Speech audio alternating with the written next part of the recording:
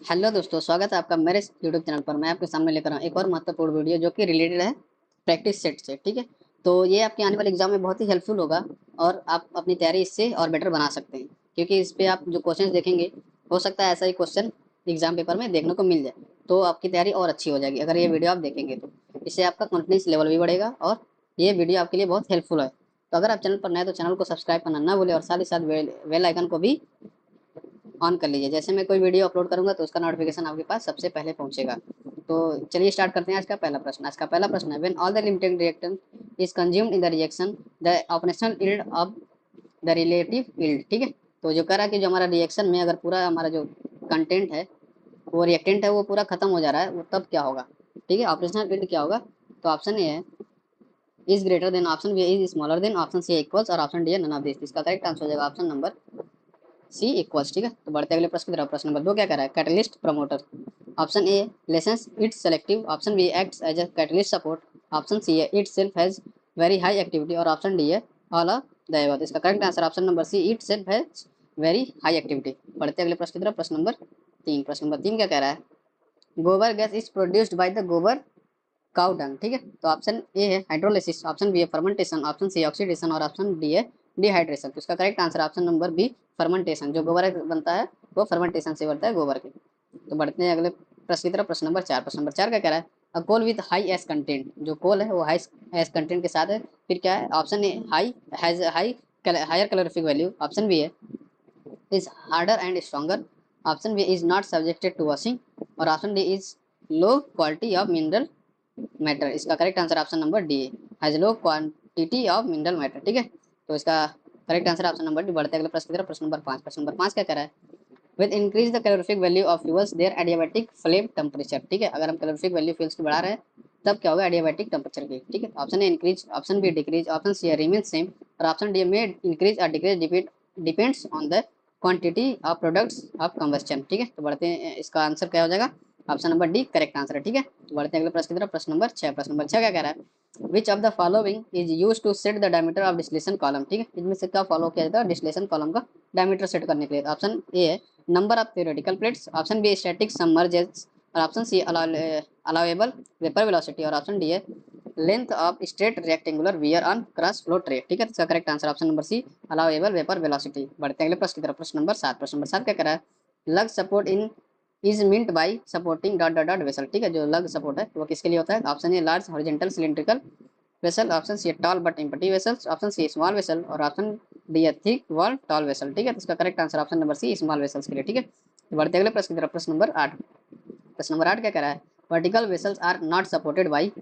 ठीक है, जो वर्टिकल वेसल है वो सपोर्टेड नहीं होता किससे, option A brackets, option B skirts, option C है कॉलम्स और ऑप्शन डी है सैडल्स। तो इसका करेक्ट आंसर हो जाएगा ऑप्शन नंबर डी सैडल्स। ठीक है, बढ़ते अगले प्रश्न की तरफ। प्रश्न नंबर 9। प्रश्न नंबर 9 क्या कह रहा है, main pollutant present in the automobile exhaust. जो ऑटोमोबाइल एग्जॉस्ट से निकलता है ऑटो या कार बाइक से, उसका मेन पॉल्यूटेंट क्या है, option number A SO2, option number B CO2, option number C NO मतलब नाइट्रोजन ऑक्साइड और ऑप्शन नंबर डी हाइड्रोकार्बन। ठीक है, हाइड्रोकार्बन ऐसे लिखा गया है, तो इसका करेक्ट आंसर हो जाएगा ऑप्शन नंबर ए SO2। ठीक है, सल्फर डाइऑक्साइड। बढ़ते अगले प्रश्न की तरफ। प्रश्न नंबर 10। प्रश्न नंबर 10 क्या कह रहा है, carbonaceous particles having size less than 1 micrometre ये are called, option A grid, option B aggregates और ऑप्शन सी एरोसोल और ऑप्शन डी है स्मोक। इसका correct answer option number D smoke. बढ़ते अगले प्रश्न की तरफ। प्रश्न नंबर 11। प्रश्न नंबर 11 क्या कह रहा है, the most important outlet for ethylene is manufacture of. ठीक है, option A ethylene oxide, option B styrene, option C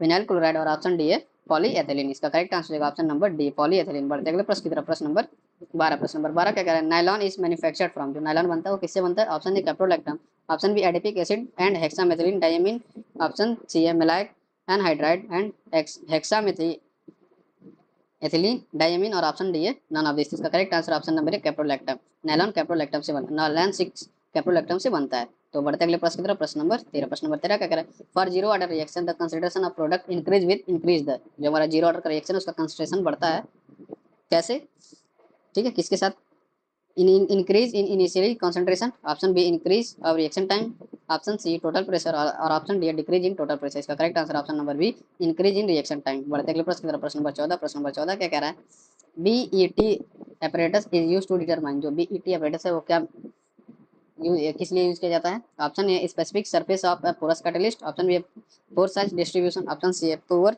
diameter और option D none of this. तो इसका करेक्ट आंसर हो जाएगा option number A specific surface of a porous catalyst. बढ़ते अगले प्रश्न की तरफ। प्रश्न नंबर 15। प्रश्न नंबर 15 क्या कह रहा है? What is the reflux ratio at total reflux? ठीक है, तो इसका करेक्ट आंसर हो जाएगा option number A 0, option number B infinity, option number C unity और option number D none of this. इसका correct answer option number B infinity. बढ़ते अगले प्रश्न की तरफ। प्रश्न नंबर 16। प्रश्न नंबर 16 क्या कह रहा है? In a parallel flow heat exchanger if the outlet temperature of a hot and cold fluids are the same then the log mean temperature difference is. Option A minimum, option B maximum, option C 0 और option D infinity. इसका correct answer होगा option number C 0 हो जाएगा। ठीक है, जब hot fluid का outlet temperature और कोल्ड फ्लूइड का आउटलेट टेम्परेचर सेम हो जाएगा। तो बढ़ते अगले प्रश्न की तरफ। प्रश्न नंबर 17। प्रश्न नंबर 17 क्या कह रहा है?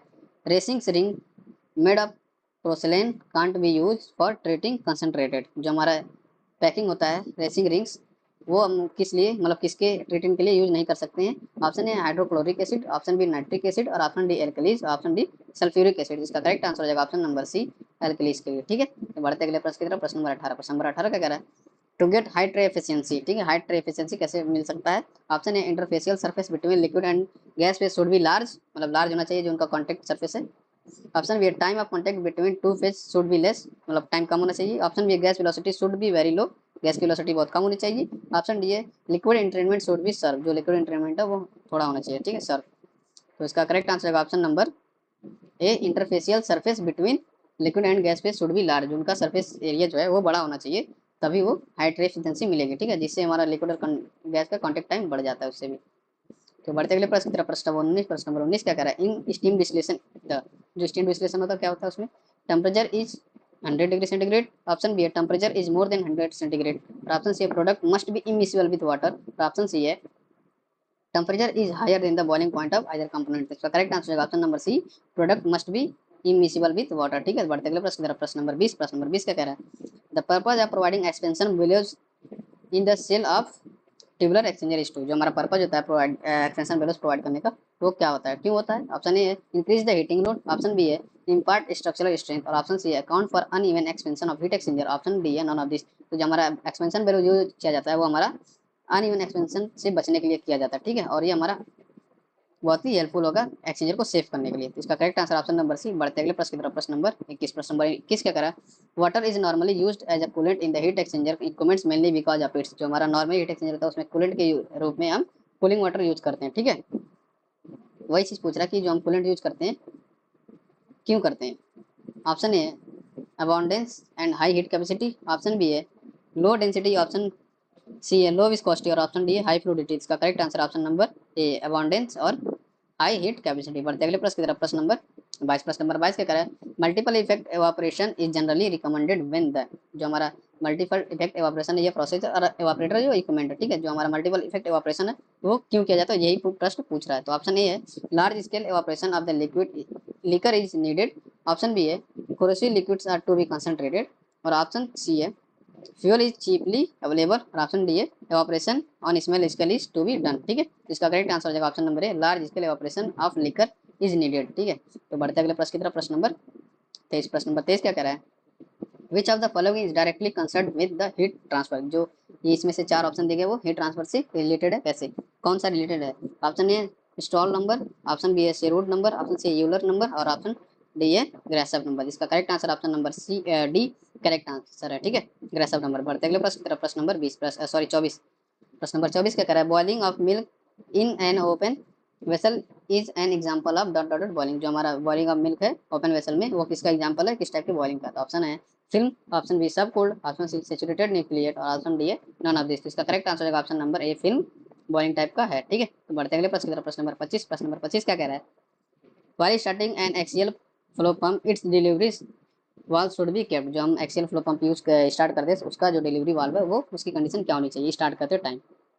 Option A open, option B है close, option C either open और क्लोज और ऑप्शन डी है नन ऑफ दिस। इसका करेक्ट आंसर हो जाएगा ऑप्शन नंबर ए ओपन। दोस्तों अगर इन सारे क्वेश्चन का आपका आंसर पहले से पता है तो आप क्वेश्चन नंबर के साथ आंसर दे सकते हैं कमेंट करके, और यदि आपको लग रहा है कि कोई आंसर इसमें गलत है तो आप उसका भी आंसर बता सकते हैं क्वेश्चन नंबर के साथ कमेंट करके। ठीक है, तो बढ़ते अगले प्रश्न की तरफ। प्रश्न नंबर 26। प्रश्न नंबर 26 क्या कह रहा है? Vena contractor form during flow of the liquid through an orifice meter has. जो हमारा वेना कंट्रैक्टर बनता है ओरिफिस मीटर से वो क्या होता है? तो ऑप्शन ए है minimum liquid cross section, option B है more diameter compare to surface meter diameter, और ऑप्शन सी है minimum velocity of fluid stream, और ऑप्शन डी है नन ऑफ दिस। तो इसका करेक्ट आंसर हो जाएगा option number A minimum liquid cross section area. जैसे कि हमारा ये लाइन है और हमारा यहाँ पे ओरिफिस मीटर लगा हुआ है, ठीक है। तो यहाँ से जब निकलता है बेसिकली वो ऐसे बना होता है। तो जब हमारा यहाँ से लिक्विड निकलता है तो यहाँ एक एरिया बनता है जो कांस्टेंट एरिया रहता है, ठीक है। तो वही है minimum liquid cross section area, उसके बाद से हमारा एरिया बढ़ते जाता है, ठीक है। तो इसका करेक्ट आंसर है ऑप्शन नंबर ए। तो बढ़ते अगले प्रश्न की तरफ। प्रश्न नंबर 27। प्रश्न नंबर 27 क्या कह रहा है? Boundary layer separation is caused by. जो बाउंड्री लेयर सेपरेशन है किसके कारण होता है? Option A reduction of pressure to vapour pressure, option B boundary layer thickness reducing to zero, option C है एडवर्स प्रेशर ग्रेडियंट, और ऑप्शन डी है reduction of pressure gradient to zero. इसका correct answer option number D reduction of pressure gradient to zero. बढ़ते अगले प्रश्न की तरफ। प्रश्न नंबर 28। प्रश्न नंबर 28 क्या कह रहा है? Flow of an Newtonian fluid ceases to exist when Reynolds number exceeds. Option A 4000, option B 2100, option C 1500 और ऑप्शन डी है 3000। इसका correct answer option number B 2100। बढ़ते अगले प्रश्न की तरफ। प्रश्न नंबर 29। प्रश्न नंबर 29 क्या कह रहा है? Number of gram moles of solute dissolve in 1 litre of the solution is called its. Option A equivalent weight, option B molarity, option C molality, और ऑप्शन सी नॉर्मलिटी। इसका correct answer option number B molarity. बढ़ते अगले प्रश्न की तरफ। प्रश्न number 30। प्रश्न number 30 क्या कह रहा है? A bypass stream in a chemical process is useful because it, जो हमारा बाईपास स्ट्रीम होता है केमिकल प्रोसेस में, यूजफुल है क्यों? Option A facilitates better control of the process, option B है improve the conversion, option C increase the yield of products, और option D है नन ऑफ दिस। इसका correct answer option number A facilitates better control of the process. बढ़ते अगले प्रश्न की तरफ। प्रश्न नंबर 31। प्रश्न नंबर 31 क्या कह रहा है? रिसाइकलिंग इन केमिकल प्रोसेस फैसिलिटेट्स, ठीक है। जो रिसाइकिल होता है हमारा केमिकल प्रोसेस में वो क्यों होता है, वो किस पर्पज से होता है? तो option A increase yield, option B enrichment of product, option C heat conservation. तो इसका करेक्ट आंसर हो जाएगा option number D all A B C. बढ़ते अगले प्रश्न की तरफ। प्रश्न नंबर 32। प्रश्न नंबर 32 क्या कह रहा है?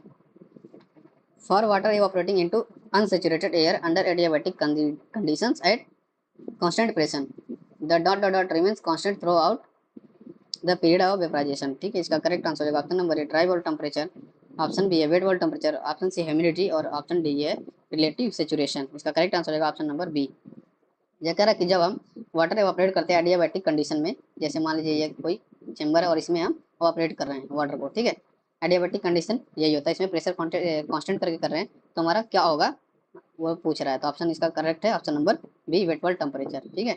तो बढ़ते हैं अगले प्रश्न की तरफ। प्रश्न नंबर 33। प्रश्न नंबर 33 क्या कर रहा है? The heat capacity of a substance is, ठीक है। जो हीट कैपेसिटी सबस्टेंस की वो क्या है?